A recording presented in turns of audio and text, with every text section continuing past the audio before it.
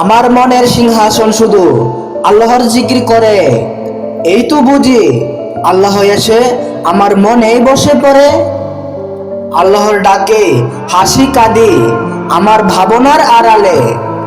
আল্লাহ বলেছে, তুই কি এখন শান্ত হবি, তোকে যতই পাগল বলুক সকলে।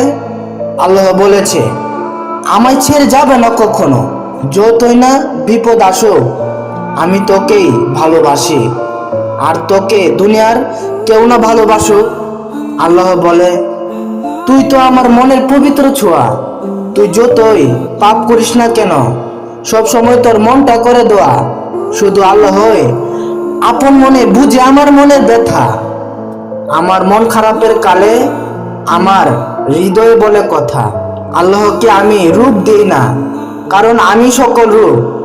তিনি যেমন সাজায় আমি তেমনই সাজি, যখন তার ইচ্ছা হয় খুব।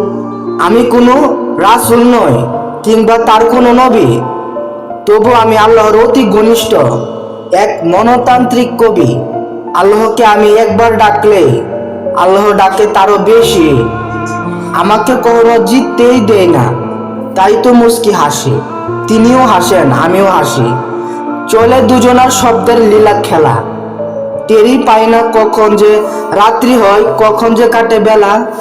আমি এক তুচ্ছ প্রাণ, আল্লাহর অসহায় এক বান্দা। পাগল হয়ে মনে খুঁজি, অন্তর করি ঠান্ডা। আমি পাপের জাহাজ নিয়ে ভাসিয়েছি তোমার দয়ার সাগরে। আমি তো নগণ্য ও জঘন্য, আর তুমি তো ফুল ফুটাও পাথরে। আমার সাথে অভিমান করে বন্ধু তোমার কি লাভ? পাপ তো শয়তানের কটু দৃষ্টি, যা মানুষের নিত্য স্বভাব।